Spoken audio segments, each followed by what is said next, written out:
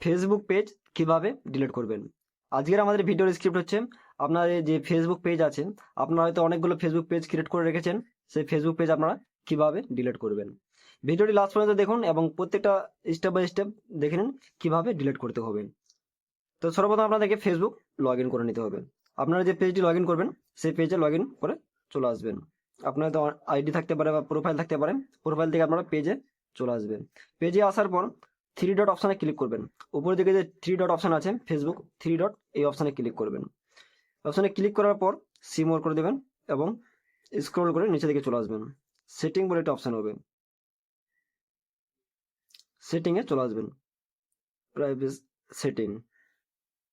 সেটিংয়ে চলে আসলাম এবং সেটিংয়ে আসার পর একটু নিচের দিকে আবার স্ক্রল করে চলে আসবেন। এখানে নিচের দিকে আসার পরে দেখবেন এক্সেস অ্যান্ড কন্ট্রোল, এই অপশানটি আপনারা সিলেক্ট করে নেবেন এবং এখানে চলে আসবেন এক্সেস অ্যান্ড কন্ট্রোল। এখানে আসার পর আবার তিনটা স্টেপ চলে এসেছে। নিচের দিকে অপশানটি আছে ডিলিট পেজ, এই ডিলিট পেজ অপশান আপনারা ক্লিক করবেন। ডিলিট পেজ অপশানে ক্লিক করার পর কন্টিনিউ অপশানে ক্লিক করে নেবেন। কন্টিনিউ, এখানে আসার পর আবার নেক্সট কন্টিনিউ করে নেবেন এবং আবার কন্টিনিউ, এবং এখানে আপনাকে আপনার ফেসবুকের পাসওয়ার্ড দিয়ে দিতে হবে। আপনার ফেসবুক প্রোফাইলের যে পাসওয়ার্ড আছে সেই পাসওয়ার্ড আপনাকে এখানে দিয়ে দিতে হবে। যদি পাসওয়ার্ড মনে থাকে তাহলে আপনারা ফরগেট পাসওয়ার্ড করে নিতে পারেন, এবং যে আপনার ফেসবুকে যে প্রোফাইল পাসওয়ার্ডটি আছে সেই পাসওয়ার্ডটি দিয়ে কন্টিনিউ অপশানে ক্লিক করবেন এবং তারপর আরেকবার আপনাকে কনফার্ম করে নিতে হবে।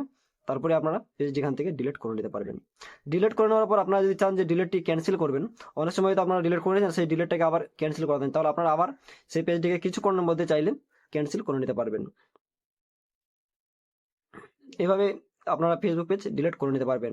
আমাদের আজকের ভিডিওটি ছিল এই পর্যন্তই। এরকম ইনফরমেশন ভিডিও পাওয়ার জন্য আমাদের চ্যানেলটি সাবস্ক্রাইব করে পাশে থাকবেন। ধন্যবাদ।